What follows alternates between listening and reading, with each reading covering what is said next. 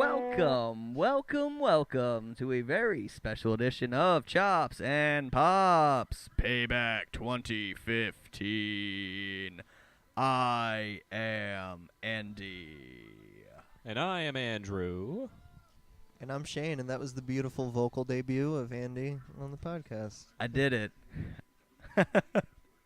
See, that was I did the intro because thinking towards the future on bigger and better things, using licensed music will probably come back to bite us in the behind. So there's that now. How about that? That's okay. You more than made up for it with your Payback remix. Payback. Only if we close out with that, too. Absolutely. Absolutely. So, it's Payback 2015, the first of two pay-per-view events for the WWE this month of May. I'm pretty excited for a couple things, none of which are actually important towards the major storylines, but I'm just excited for them. What are you excited about? I'm really excited for the meta powers, because I think it is hilarious, and it doesn't seem like I'm going to get my wish of a WLC2, so I'm going to latch on to this, and I'm going to ride this out, and it's really just funny, because Curtis Axel, I think, doesn't understand that he's kind of biting on Hulk Hogan, but I feel like Sandow is kind of winking at the crowd every time he does something macho-related, just kind of like, oh yeah. Plus, I think if Hornswoggle and El Torito were the ones to dress up as Hulk Hogan and Macho Man, it might not be as No, I take that back. It would probably be a lot better, actually. Can they be mini Bret Hart? No, and mini Shawn Michaels? No, mini powers. The mini power. Wow. You know what? That's what they probably should have done. The mini powers. Hornswoggle and El Torito as The Hogan. meta powers versus the mini powers. That's the match It's I not want out now. of the realm of possibility. So that's the match you're most looking forward to? Andy? Absolutely. Mine would have to be King Barrett versus Neville, who's quickly on his way up in the ranks. I see the King prevailing in this one, but Neville's going to put on a great show. Oh, yeah, he's going to do some flippies. Lots of flippies. Oh, yeah. But it's the King's time. But even for that, for him being known for the flips and everything, he's really taken advantage of every opportunity he's been given. Oh, yeah. And the one major compliment I could pay to Neville is if you've paid attention to the John Cena United States Challenge that he's done ever since WrestleMania, he's faced so many fan favorites, or even, NXT guys like Sami Zayn or Neville. Everyone's favorite, Dean Ambrose. Stardust was 1 week. I can't remember all the rest, but there was usually one major mistake with everyone who faced Cena during those United States Open challenges. Even somebody as great as Dean Ambrose had that horrible, it wasn't Dean's fault or anything, but that horrible botch from the corner where he no-sold and then Cena went straight into the STF. Stardust gave Cena that shiner by cutting him on the eye. What was the other thing recently? Oh, Sami Zayn, the whole shoulder injury. Yeah. It's like everything's gone so just poorly in that challenge. And Neville is doing some of the most difficult high-flying moves any performer could possibly do, and he nailed it with Cena last Monday.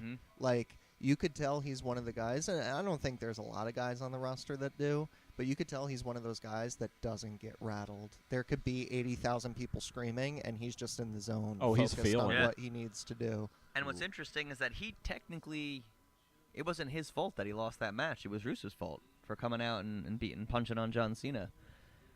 So he's the only guy who hasn't lost cleanly. Yeah. Bad way to create more heat for him. Come on. Can we not have the DQ? It keeps Neville from being the guy that just keeps losing, that puts on great matches but keeps losing. Yeah. It kind of stops him from going down the downward slope of losing. But I also think, though, that he got enough momentum from his debut that, like you said, with it being the match you're looking forward to the most, that really a loss isn't going to hurt Neville losing to Barrett. You know what I mean? I don't think it's really going to put him in a bad spot. And if this list of matches is correct, then it's going to fall right in the middle, which is a perfect spot. Yeah. I don't want it too far up. I don't want it too far down. I don't think it's an exact order because it has the Divas match as the final match, and I don't think that's going to happen. This isn't NXT Philly, folks. Well, you just took the words out of my mouth. I was going to say, what an awesome segue. We went to NXT Philly this past week. Night 1. And the interesting thing about that is that we went to the first night, and the main event was the women. And they killed it. It was... Oh, yeah? They knocked it out of the park. Oh, yeah. How long did they have? They got, like, main event time for Yeah. their live event. I'd say it was under 20 minutes, but no Yeah. less than, like, 12, 15, somewhere Yeah, around there. it was in between, like, 15 and 20. And they're really high on Charlotte and Sasha right now. Like, Oh, you yeah. can just see, like, the way that, like, Triple H was, like, introducing them. He's really into them. And Baron Corbin... There was so much booing. I booed, and I yelled at Baron Corbin so much, I lost my voice. I would have done that, too. I lost my voice. You missed it, though, Andy. Andy was passionate. he was very passionate in his hatred for Baron Corbin. And it seems like they're putting him down the road to being bad. How'd Rhino do? You know what? It was an interesting match for as long as it went, with Corbin and him normally having shorter matches. Yeah. It won't be terrible this Wednesday. It was good, though. It was a very good live show. Very good. The NXT Championship match was way earlier in the card than I was expecting. It was like the third or fourth match in. Really? And it's not even just like it was a throwaway with Owens with a non-challenger. It was a three-way between Owens, Finn Balor, and Tyler Breeze.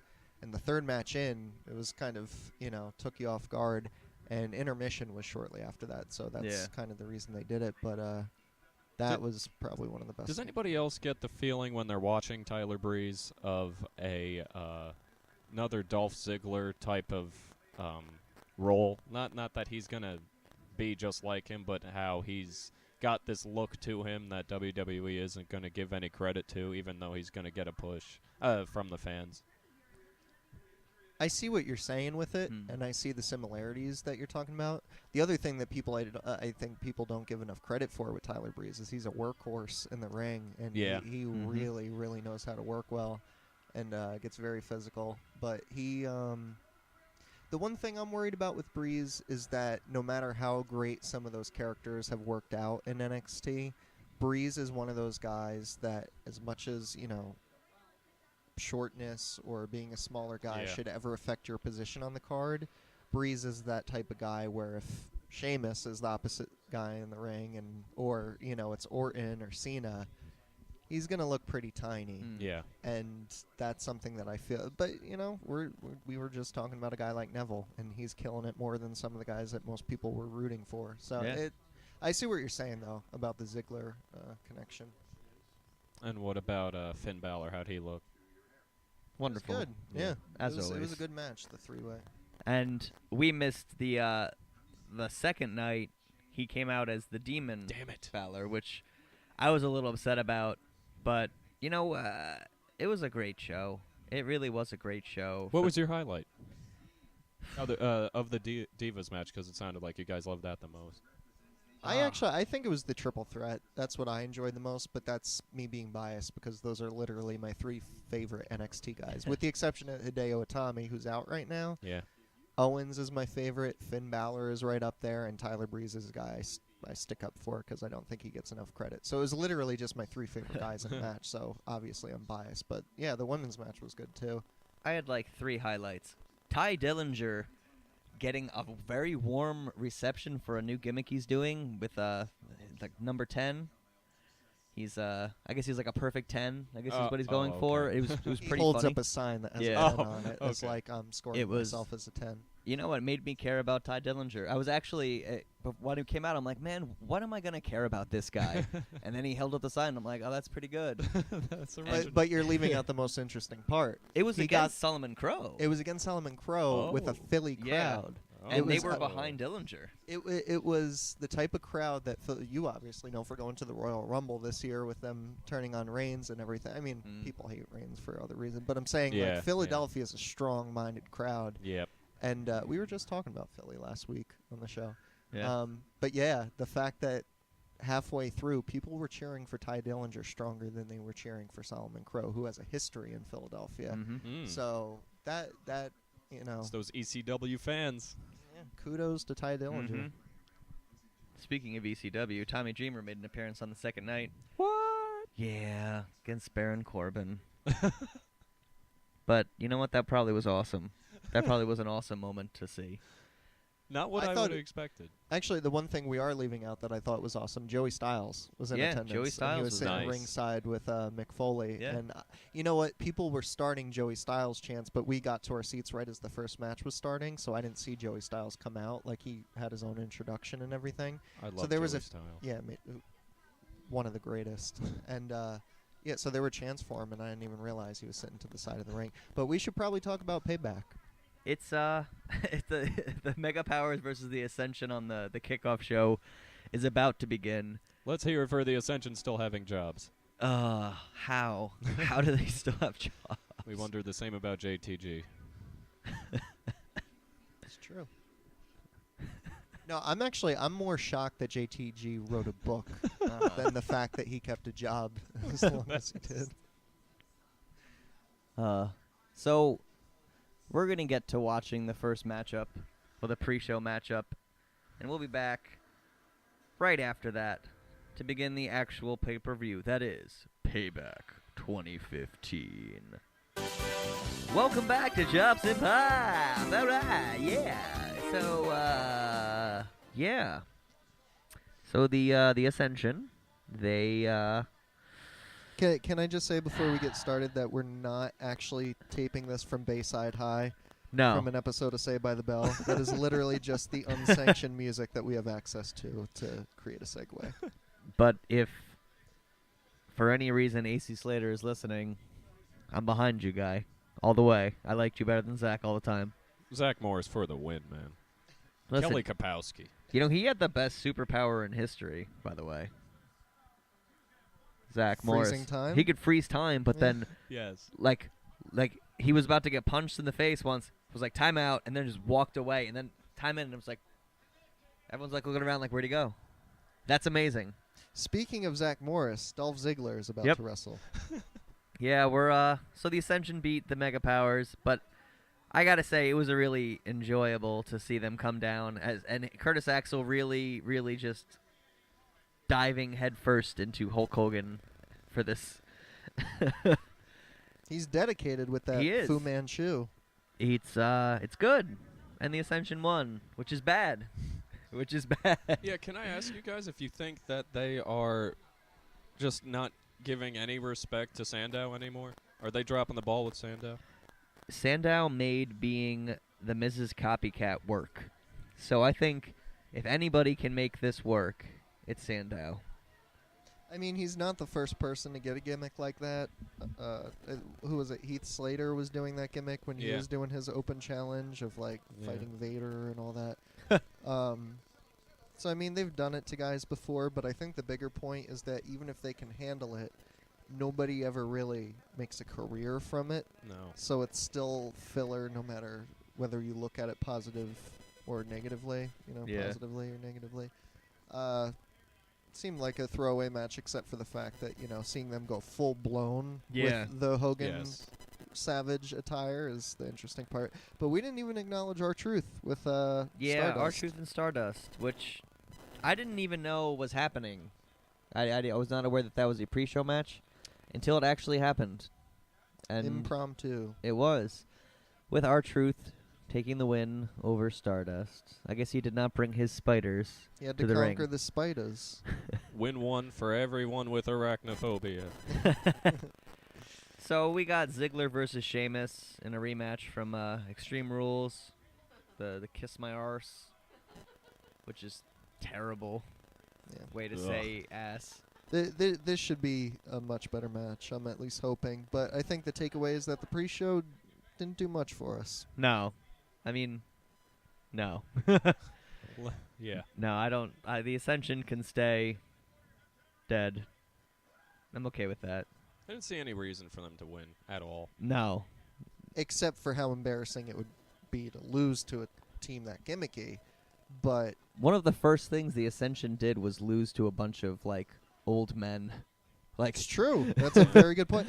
They didn't actually lose to somebody like Sandow and Axel. They actually lost to a Hogan and a Savage. yeah. Not well. I take that back. Putting New Age Outlaws in that category is way out of hand. Yeah. But the real people, as Yeah. opposed to the cartoon, they didn't fight the fake Diesel and the fake Razor Ramon. Is what No. I'm trying to say. So who do you think's gonna take this, Ziggler or Sheamus? Going with my man Ziggs. Going with Zig, Shane. Payback. It's difficult because you bring up that point about it being Payback, but Ziggler won Yeah. last month, and even though it was a roll-up, it's still a win. Mm-hmm. Even if he got embarrassed after and degraded after the match. So it's kind of tough of who deserves the payback.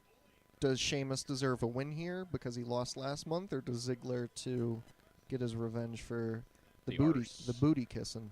I think Sheamus is taking this I'd probably say Sheamus if I had to. because he has to prove that he's a real man, and that all of these underdogs and weaklings that we hold up on these high pedestals, they're not who we should be rooting for. We should be rooting for the Celtic Warrior. We should be rooting for him. Look at him. He is man. Larry Bird? There he is. There he is. All right, let's take a break. We'll soak this all in and then give our thoughts. All right, we'll be right back. All right, Chops and Pops, we are back after Ziggler versus Sheamus. Wow. And what a bloody affair that was. Yeah, I wasn't just wrong. I was bloody wrong. It was, man, that's a lot of blood on that mat now. I almost hope that they can switch out the covering of the mat just to Nowadays, they kind of can. It wasn't that long ago. It might have even been Extreme Rules. I noticed when they lift up the side apron, they had 2 layers of canvas on there. So I guess that's there for the purpose of if they need to do a quick change. Right. All you have to do is cut the ropes or untie the ropes and then take it off, as opposed to, wrapping on a whole new canvas. Right. It's like tearaway pants. There you go. Yeah. So Sheamus won that with a kick to the face. Some might call a brogue kick. Well, the thing we kind of addressed was the idea that, both men had to get their revenge. Payback. Mm-hmm. And that was exactly what happened. And the second that Dolph stuck his ass in his arse in Sheamus's face, we kind of knew. Like, Sheamus was obviously getting the win. But that's not where the most interesting thing in the match happened. Dolph headbutted Sheamus and cracked his skull open the hard way. Yeah. That didn't look like a standard Dolph move, too. No. Looked like he just... I mean, he's been doing a lot of headbutts since WrestleMania with the Bryan thing, Yeah. but they kind of stopped that after the Bryan thing, actually. And what's interesting, I just thought of this now looking at the Payback logo. This is reminiscent of 2 years ago at the very first Payback, was where Dolph fought Alberto Del Rio when he had just gotten fresh off of returning from that his match was concussions. hard to watch. And the whole match was just Del Rio hammering his head into Dolph's head. And it was, like you said, so hard to watch after a guy who legitimately just came off concussions. And here we are, 2 years later at Payback, watching Dolph crack his head open again. Oh, yeah. Stop with the headbutts. Just stop. Nasty stuff. I almost feel like they kind of have to do a more lighthearted match after that. Divas? New Day? Divas, New Day, I don't know, maybe Barrett versus Neville. Something less super violent. I think now would be a good time for the Divas. Bring out...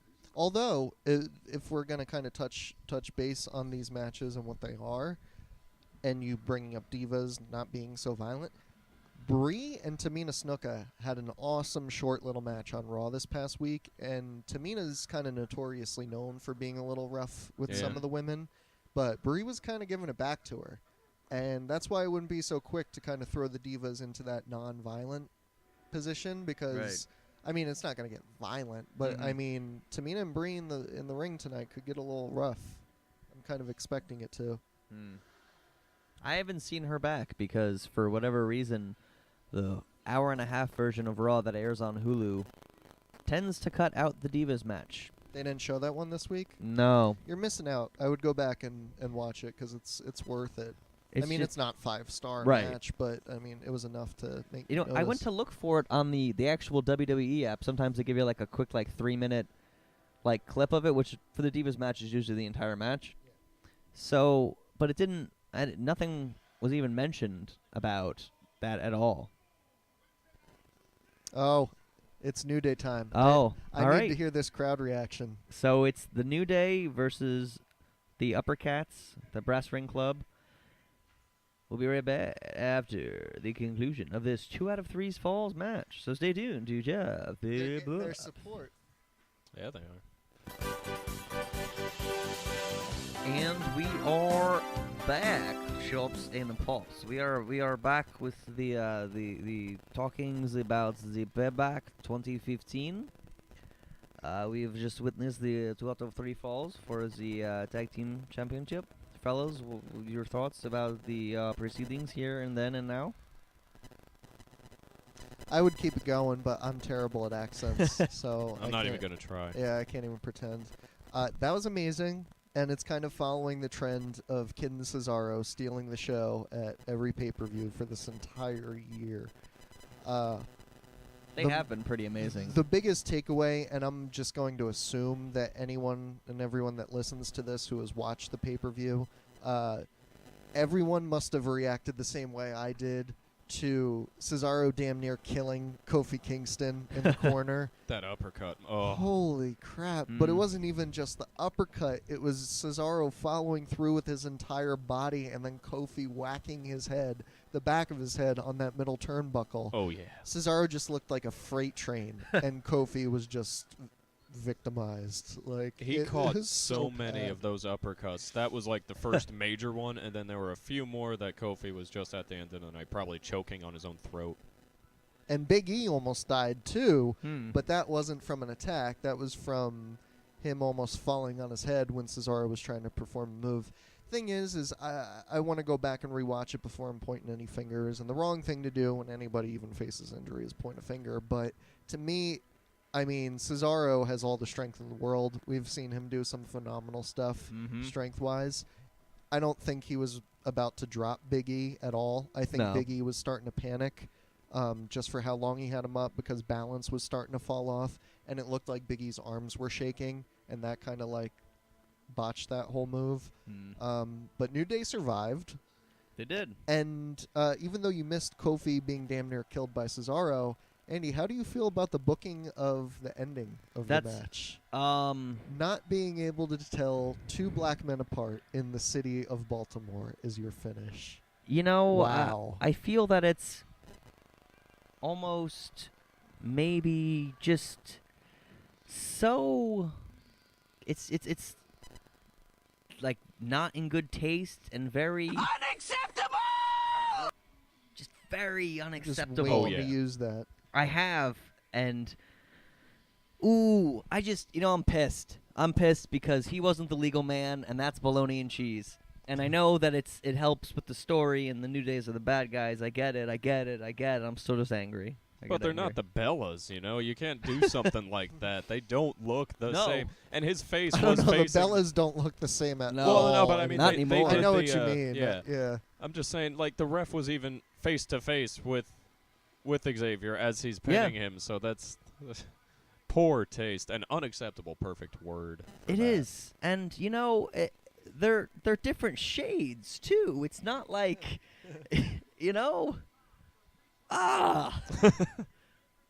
So up next we have Ryback versus Wyatt, which I don't understand why they're fighting at this point. I don't get it. Is it just another guy that Wyatt's gonna beat up and prove that he's you're the hero, but you're not. I'm better. That's what I'm thinking.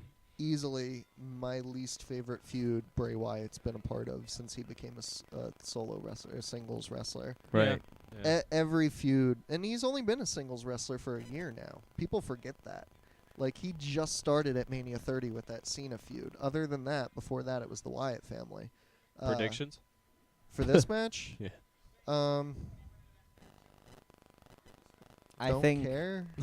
I think Wyatt's gonna take this one, and then Ryback's. What's the next pay-per-view? Elimination Chamber. It's so close, though. It's gonna be Yeah, hard. they'll probably keep it going. Okay, gun to my head, I would say Wyatt's going to win, so they could keep the story going. This is Yeah. their first match? Yeah, So why is Payback? I don't know. There's no Good- payback. Good point. There's no payback. There's no revenge to be had in a No. first-time match. I guess Ryback's angry that Wyatt's interrupting him, and he's making fun You of know him what for I being would so love? hungry. For the storyline, if Bray Wyatt just showed up to catering, and every time Ryback was trying to eat, he just took his plate away. And that was the whole storyline for Bray Wyatt to get under his skin. Like, just because Bray Wyatt's whole character is preying on a person's weakness and fears, that he just steals his food away. Taking his What sustenance. if like Ryback goes into catering, and then like there's all these food and the lights cut out, and then it turns back on and all the food's gone, Yes, and it's just yes. Wyatt sitting there like, There's "Hope you're nothing not but a hungry, lantern." We need to Ryback." get on the writing team quickly. So we're gonna watch this event, match, whatever this is gonna be. These two men beating each other with fifths of anger. Ooh. Ooh, look at that. So yeah, we'll be right back after the bar. Oh, very nice. We are back here at the CHOPS and the Pops. And yes, the Wyatt and the Ryback, that is over. Yes. Very good finish, Sister Abigail. Yes, very good. Boys. Thoughts? Can I ask you first what accent that is? It in college there was this cook called Nick, and that's how he used to talk to us in the morning for breakfast. He would be like, "Boys, you're too skinny. You eat up, boys. Eat, boys. That's how he would talk to us. And then on Super Bowl Sunday, I went there for lunch, and he's like, "What are you doing here? Go watch the football."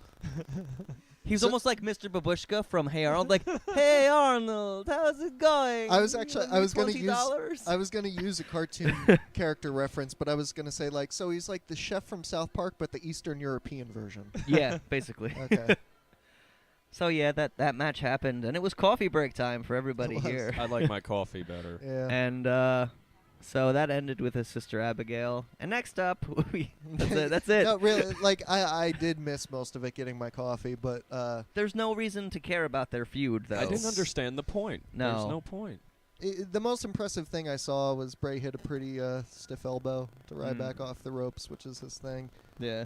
Other than that, but I will say this: if I would have known Cena Rusev was next, I might have actually sat through Ryback Wyatt and taken my coffee break now. Really? I'm so over this. Well, Andrew, don't you know that John Cena is both undefeated in I Quit matches and at Payback? Undefeated. I'm a little Never. biased because of my Never love lost. for the I Quit match in general. I just don't want anything else to do with this feud. So when I hear I Quit, I go, yay. When I hear Rusev Cena, I go, time for more coffee. I just hope this is it. Like, Well- this is it. Okay, to make it at least a little bit more interesting, because there's nothing to really dissect match-wise. Even if you're a fan of I Quit matches and you want to see that, Yeah. there's nothing to really dissect there. The thing I think that we could kind of discuss, which is interesting, is what will be the finish. Do you think Lana will actually grab the microphone and quit for Rusev? Do you think, as dominant as they've booked Rusev, we'll actually hear him say the words "I quit"? And I'm not even going to entertain the idea that Cena would quit. So what do you think will actually be the finish? It's got to include Lana. LOL, because- Cena wins. There you go. Yeah, but how? That's the whole point. Is I think Lana's gonna say I quit for him. I think because they've been kind of hinting at a split between them. And while I think it's a poor decision for Rusev's career, good for her. I think that's the next logical step. It's almost like her payback at Rusev for being a dick. You know what I just realized? Hmm. She's wearing white. That's the color of the towel you throw in when you surrender. That's very interesting. Just saying. That was a good observation there. It is. Oh, there's John Cena. So, are we under the assumption that it's going to be the STF with Lana quitting for him, or do you think we'll actually get like an actual kind of like badass violent side of John Cena where he's like threatening to like hit him with something very I'm drawing a blank right now. First like one. some First like one. horrible weapon that he's like threatening to hit Rusev with, and Lana's like, no, stop. Can't see that first Never. one. Never. It's gonna be the STF. Yeah. The main takeaway I had for this match before it even starts is that it's going to elevate Lana to something other than what she is now. So that's what I'm looking for here. And if that's the case, then she's going to have something to do at the ending. I don't really care what it is. I just don't want to see this feud anymore. Nope. Just as badly as I want to see this feud end, I want to see Lana start to come out with her hair down. That's my big She has concern. hair. She does. But This took a weird turn. So let's watch this. you know what's weird? The belt was backwards as he was holding that up. He was showing them the back of his belt for some reason. No, for the hard camera. He was doing it so the camera saw the front of the belt, but he was raising his arms to the crowd he was playing to.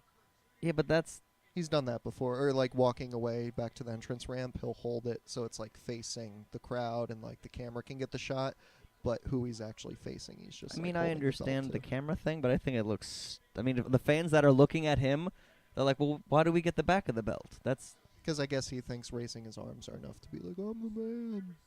I want to see that. I want to see the W. I want to see that. It's important to me. I need to see the gold. I want the gold. Give me you the gold. did. The crowd didn't, but you Give did. me the gold. It could be a crackhead. And on that All note, right. Let's wrap it up. this match is going to begin, and Rusev's going to talk, so we're going to take a little break. Oh, he's yelling.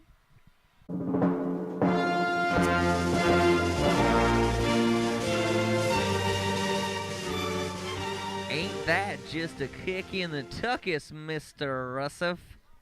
It looks like them good old boys from Massachusetts had done taking you out again, boy. Yeehaw. America. No, this isn't Andy's America segment on the podcast. John it should Cena wins again. LOL. And Cena the American wins. flag was dropped in celebration. How do you guys feel about that match?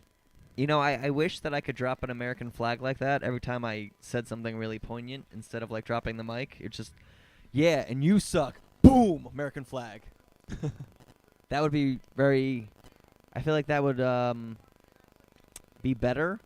It would have more of an impact on people, and yeah. That match actually exceeded expectations for me. I like the use of outside the ring. I love the pyro spot that they did. Even the botched table breaking in the crowd. That kind of ended up working for him. And then, of course, for it to finish with actually using the ring to finish the match. Definitely went all out. I noticed they have to go back to the panel. It's like, we have to fix the ring now. Just, Gotta Renee, change say the something. mat, change the ropes. You know, right before we started recording again, I kind of felt the same way you did, Andrew. I was ripping on the match, and by the end of it, I kind of feel like I'm pumping the brakes a little bit, because I'm not saying that they proved me wrong and that it was some, like, amazing, but there was enough in it. You were between the entertained. Yeah.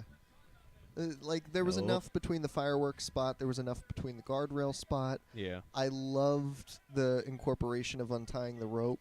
The best way they ever used that was in Cena's match with Umaga back at Royal Rumble in, I think it was 2007. And I just love, just creativity and using all the tools that you have. The innovation Yeah. really made that match. Everything that's accessible can, Yeah, it wasn't just like another... They did their best to make it not just another Cena-Rusev match. They made it but its unique own. Thank God it is over with. Hell Yeah. yeah. Well, God bless America. is it? Is it really? Are we going to have Rocky 5? I hope not. Most interesting part to me from Most Oh, interesting they're part drinking right milk. now is that the New Day is drinking milk to celebrate their win. Out of and champagne. I feel like we should be watching this. Is Dean Ambrose and Luke Harper going to come out of a SUV fighting again? Because that'd be amazing. So they're doing this amazing New Day promo, so we're going to watch this. Oh, and there's Byron Saxton. Byron Sexton. I feel like something really epic is about to Yeah. happen with this milk. So we're gonna really pay attention to this, Chops and Pops. We'll be right back. It's either gonna be the Divas match or Neville Barrett. So we'll let you know what happens right after this. Milk.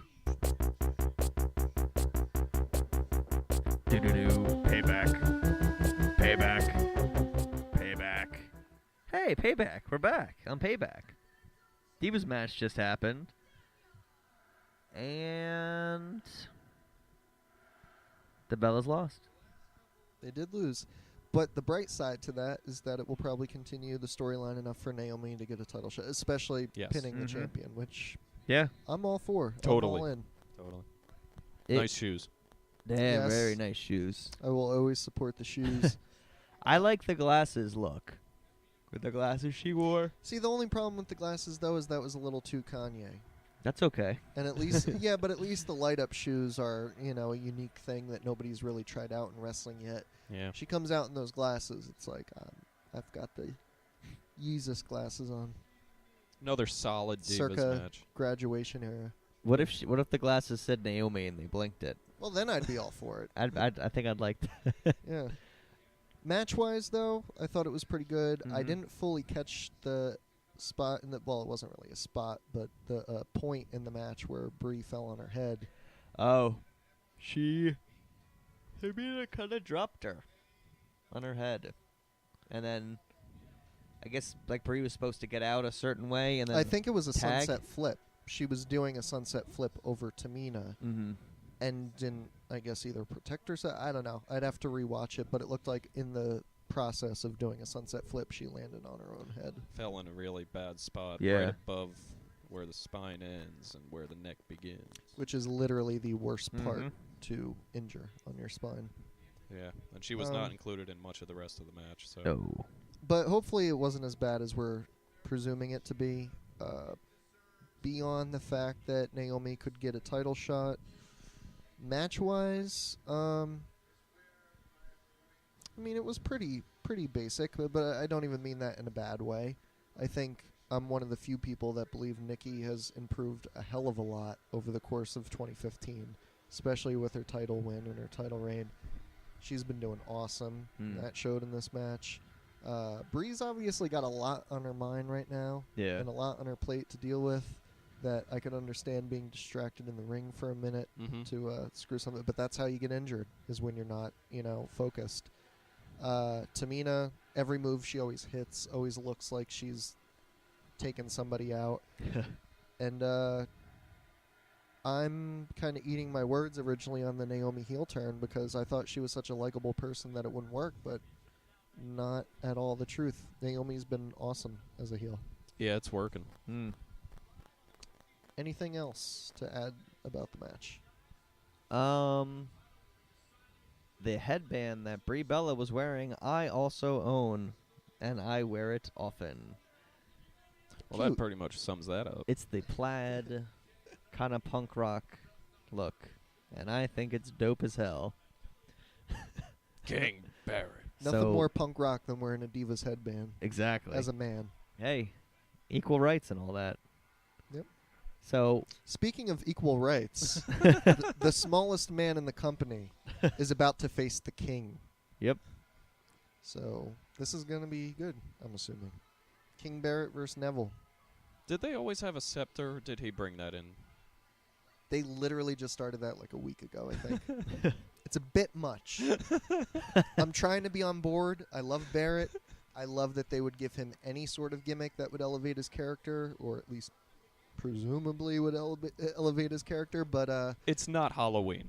it isn't Halloween. And I'm all for him playing a king character. That cape, though, is a little much. I'm even cool with the scepter and a cheesy crown, but that cape looks like he's playing dress-up. Well, he's always been coming out with the cape, so I guess this was no real stretch. This is something that they thought they could play into the the cape-wearing thing. Maybe just redesign it. Yeah. You know, I give the seamstresses a lot of credit because they make some amazing gear that I think help tell the story with a lot of their performers. Not with this cape, though. Just solid red with, what is it, like zebra trim? Cow. Cow trim. Cow. Yeah. It looks like cow trim. No need for that. Which I'm sure there's probably something historically in royalty that actually explains why it would look that way, but I'm unaware.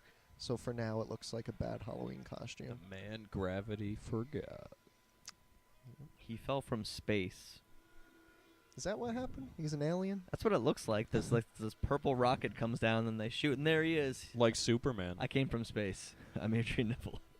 He is kind of alien-like now that you pointed out. Or just Neville, because Adrian no longer exists. You gotta drop the first name. It's just how it works. You think Sami Zayn's just going to be Zayn? I hope It's that- Zayn! That'd be Well, no, insane. Zayn's here! That's insane. But they did call him Sami Zayn when he had his John They Cena did. match, so I'm hoping that's not the case. Predictions? You know, I hope Neville... It's not for anything, No. so it wouldn't hurt if Barrett lost. Although, just being Payback. crowned Yeah. the king of the ring, it would look pretty bad to be losing. It plays into Barrett's kind of like almost self-imposed inferiority complex. He kind of has to like prove that he's like tougher and better than everybody else. So now he's like, yeah, I'm the king of the ring now. And it's like, well, I will just beat you. It's like, no, but I'm still king of the ring. You see my scepter, the crown, the cape, it's everything. You know, you make a point in the fact that I don't think either man will lose and look weak. I think Barrett would have more to gain from winning. That I think I was saying this before we started taping, but I think Neville gained enough momentum with his debut that he can lose here and there and not look, Yeah. cheap or whatever you want to call it. But we should probably wrap this up because this is match has outrageous started already. and this is looking Yeah. pretty good. Oh, yeah. All right, we'll be right back after some flippy dippies. There's a flippy dip. Just make it stop. You know, Just make it stop. I'm enjoying that segue music and all, those interludes, but I feel like we should be playing taps right now. Like the sad trumpet song. Yeah. You know, on last week's episode, Andy brought up the point that he was going to give himself the chop of the week because every wrestler that he liked was getting injured. They are. Well. I kind of feel like I might have jinxed Neville tonight.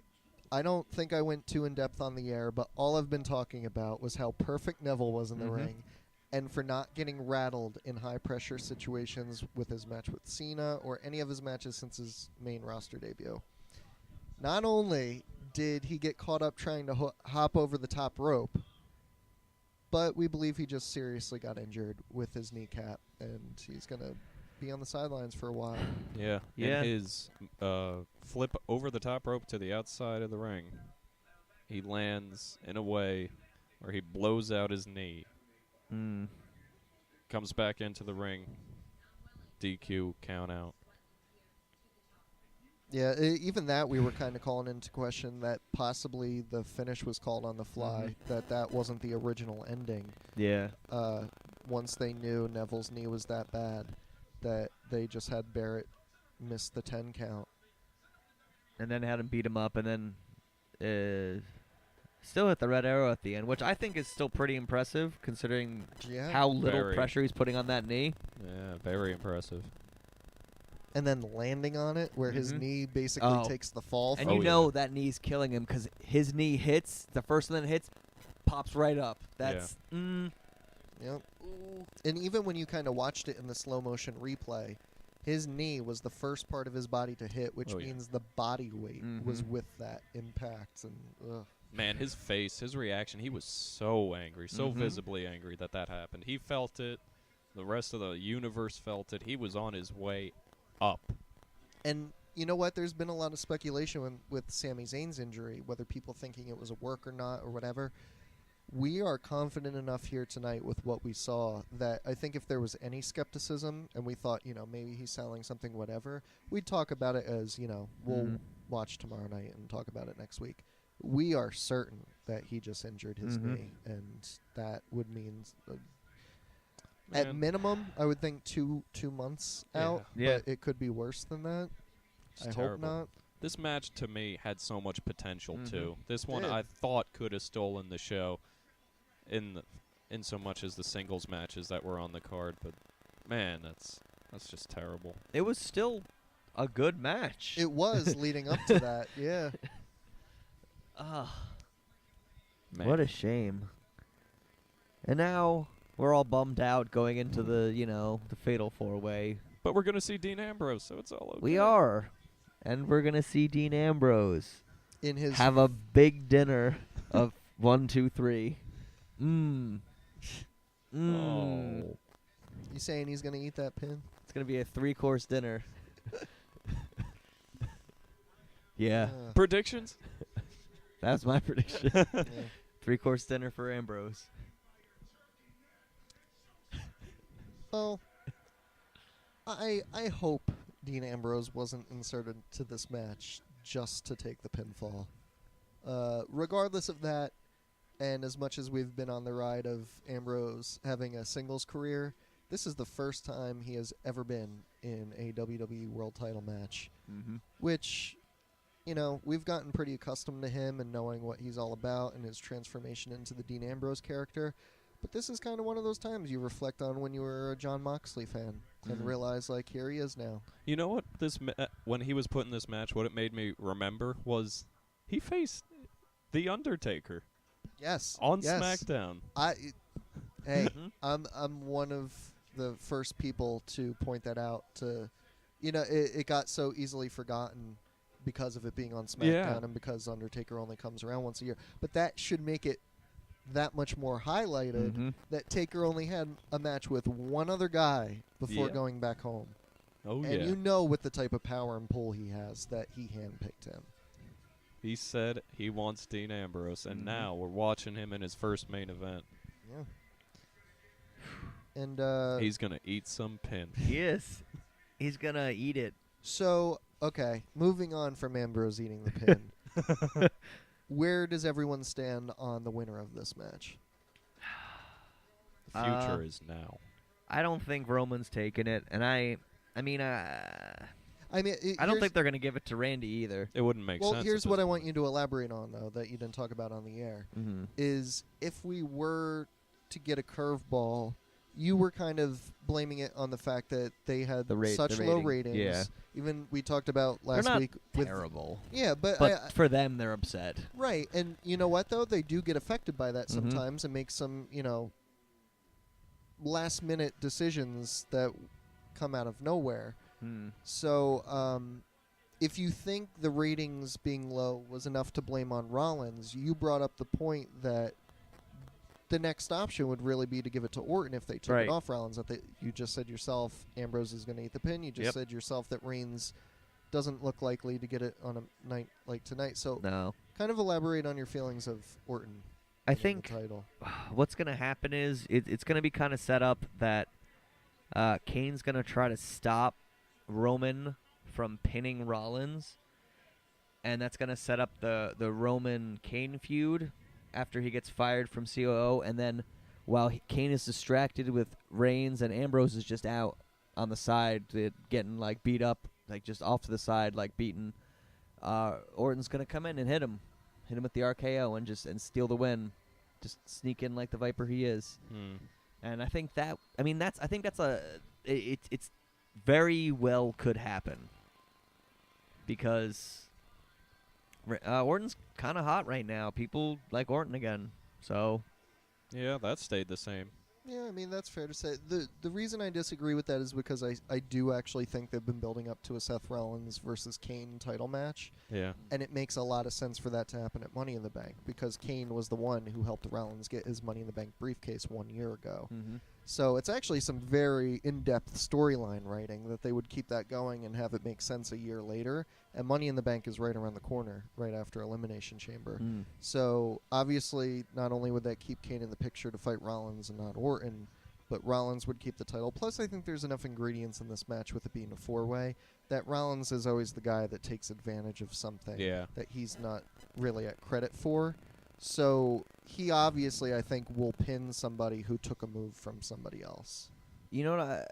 With Elimination Chamber being 2 weeks away, what if Orton pins Rollins, but then Rollins wins it back, only to have to fight Kane again at Money in the Bank?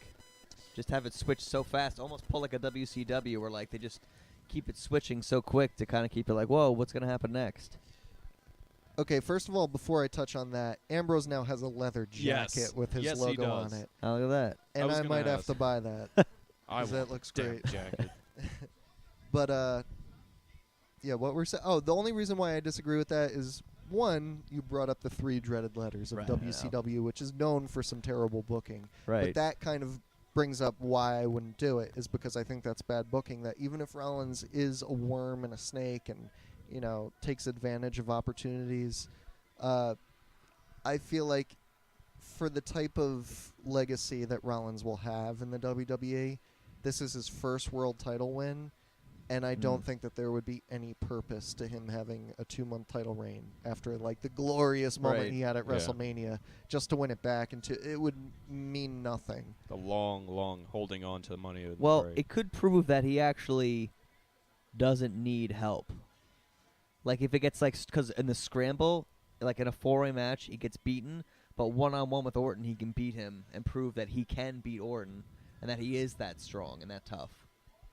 Yeah, I mean, that's thinking ahead. You would have to get to that point first. But, I mean, I'll say it now, and I'll probably bring it up a lot on this podcast.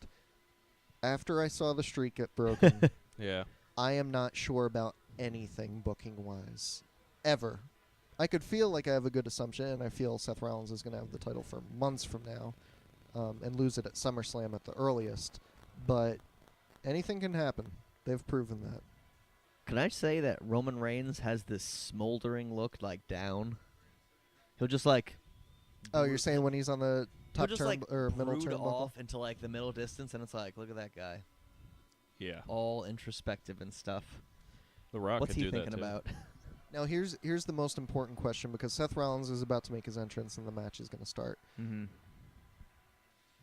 Do you think that the new Dean Ambrose jacket is going to cost a lot of money? Absolutely. I'll go halvesies with you. Absolutely, it's going to cost Because a lot leather of money. jackets can be expensive, but if it goes over the $100...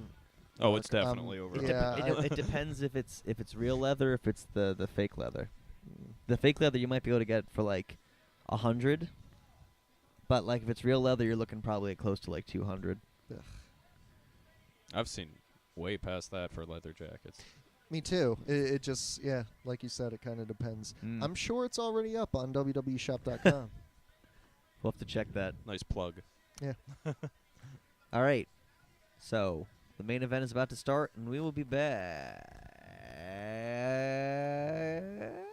with more Chops and Pops after that.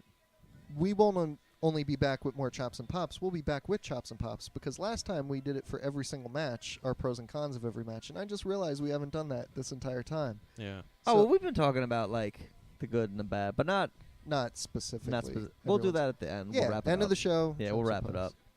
All right. So, God, boots and cats and boots and cats and boots and cats, and we're back on Chops and Pops after some boots and cats. So, Yeah. so I'm sorry about that. Andy's surprising me with the record button. I was boots and cats in it, and I clicked the button. I didn't even. It just sort of happened. Well, what I was talking about, not knowing that we were taping already, is that Byron Saxton is not a part of the post show, which makes me think that Vince got so mad at Byron again that he just decided to kick What him. did he do wrong what? now? I don't know, but he was on the pre-show. He was. Of this He was panel, with the- and now they're back on the panel for the Fallout, and Byron's gone. He was on with the New Day. He was. Oh, for a backstage segment? Yeah. Maybe Byron's gonna be backstage interviewing somebody. True. Maybe that's it. Lana, probably. Okay, no Byron hate then. No, if you can hate Byron, it's fine. Chops and Pops of the Payback pay-per-view. All right. So you want to do a match by match, or do you want to do an overall? I mean, we've pretty much gone match by match Right. for the whole show. I feel like our chops and pops are going to be quite similar, Yeah. though. Well, you go first, and then we'll follow it Okay. up to say if... My chop goes with my chop from last week, where I hate myself for liking people that get hurt. And guess what? Another person that I liked got hurt. Yep. Neville and his knee. Not happy. Not happy. Damn it. It's I'm running out of people to like get behind here. I mean, you heard me before. I was trying to like get behind Sheamus, but I feel like even that was half-assed on my part. I was just kind of like taking his promo and repeating it. I'm like, yeah, no, he's like a real man, right? That's Sheamus. Well, it did follow a little bit because Dolph cracked his head open, and that was Sheamus's match. So your curse might be just lingering over the head of. Maybe I just like the bad guys and they'll lose more. Just because I'm a bad guy does not mean I'm a bad guy. I mean, I would be heartbroken if Ambrose was on the sidelines, but I feel like it's pretty safe to like that guy because he's pretty much indestructible. Yeah. Oh, And I've seen Ambrose go through glass, get forks to the head, get plates Saws. smashed over his head. As much as he faked the cinder block spot on Raw, he literally went through some legit cinder blocks in CZW. So, yeah, I feel like you could like him and not face It's any true. consequences. This is true. Definitely the chop of the night, though. Yeah. And your pop.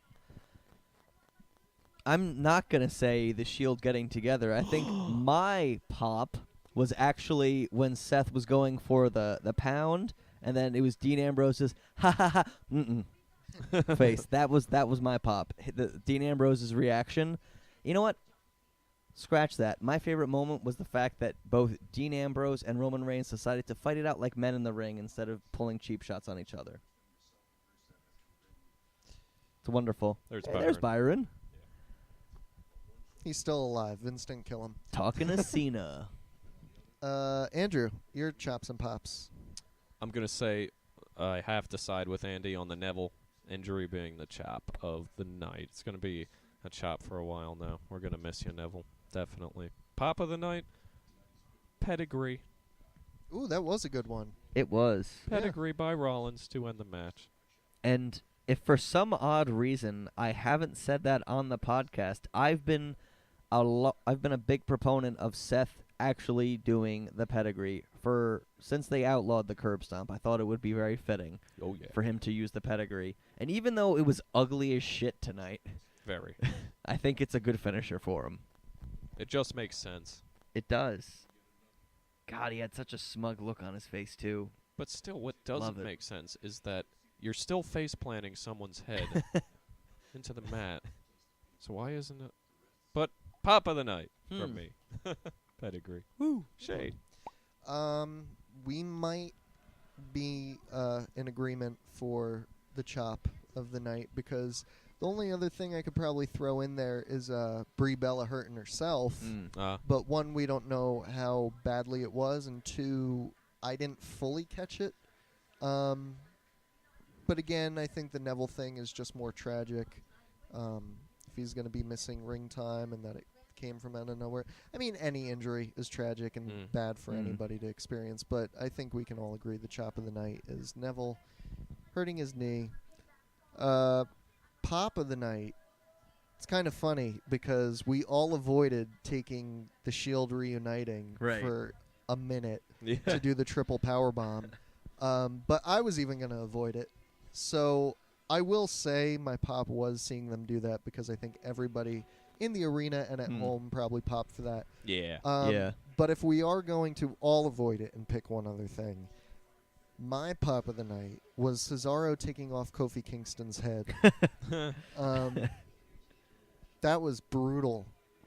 And I really want you to rewatch this and see that moment, Andy, because he snapped back. It man. was bad. Yeah, I missed a lot of that. I missed like the first half of that match, so I definitely need to go back and rewatch that.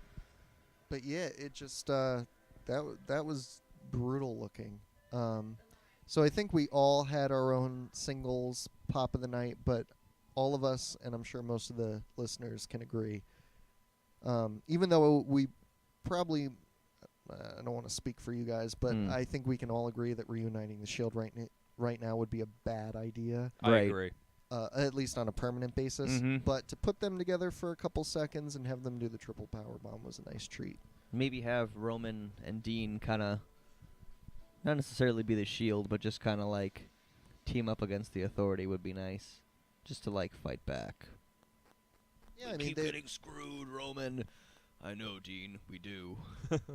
Yeah, they always kept them cool enough to always partner up if need be. Let me ask, how many more pay-per-views do you think Rollins holds the belt for? Do you think he carries it through to SummerSlam, then loses it? Do you think he loses it before then? I think he holds it till SummerSlam. Me too. And my big prediction that I've had for a while now is that the big triple threat match between all the Shield members that everyone's craving is being saved for SummerSlam. Yeah. Because the second SummerSlam was booked at the Barclays Center in Brooklyn. It's kind of poetic justice for them in the sense that the Shield made their debut at the very first WWE event ever held at the Barclays Center. Yeah. When they had their 6-man tag match. So I feel like it would be appropriate for the triple threat to happen there. It fits storyline-wise because they're all involved with each other right now. And we are all kind of in agreement that SummerSlam would kind of be a proper place to wrap up the title reign of Seth Rollins. So that's my big prediction, is we will get that at SummerSlam, and most likely that would be Rollins losing the championship. Yeah. It does seem like he'll probably drop it at SummerSlam. But then that begs the question, what's Brock going to do? That is a good question. Sleep. Conquer. Something else. The Authority. How about eat, sleep, conquer the feet, and he fights Rusev? Ooh. Eat, sleep, and conquer the meat, and he fights Ryback. Yeah. Former Heyman guy, Ryback, versus current Heyman guy. Why not? You know what? I feel that's Eat, sleep, conquer the tweet. He fights Iron Sheik. Ooh, ooh. I like that. Are there any others? We gotta get something. Eat, sleep, and conquer. You got one, Andy? eat, sleep, conquer the beat, and he fights Brie Bella. Ooh. Just eat, sleep, and conquer the geek, and he fights Zack Ryder. Poor Zack Ryder. Listeners, if you have any suggestions Please. for any better examples that rhyme, please leave a comment in the comment section. Eat, sleep, conquer the E. He destroys the entire authority. That could happen. Oh. Yep. All right. I'm out. All right. I'm fading. Well, that seems about it for us here at Chops and Pops. We are clearly getting a bit delirial, which is not a word. That's how delirious we are. We're making up new words. So next week, I don't want to say it on the air because I got to get in contact and make sure next Sunday is all right for him. But next week will be just like last week in the sense that we should be having a guest stop by. Yeah. Which So, is very interesting. yeah, it's going to be another fun interview. Oh, yeah. Should be So cool. make sure to tune in, Chops and Pops fans, because we're getting super serial with everything. So, I'm Andy. You can check me out on social media at YDNAGIACCONE. That's Twitter. I tweet sometimes. Yeah. I'm Andrew. I'm not gonna I'm not gonna supply you with my social networking, but if you want to reach me, feel free to leave a comment underneath. Give us that thumbs up. Subscribe. Eat, sleep, and conquer the buckwheat, and he fights Xavier Woods. And I'm Shane, and then my jokes are getting cornier as we keep going on. So let's wrap it up, and we'll see you next week with an awesome new guest. All right, take it easy, guys.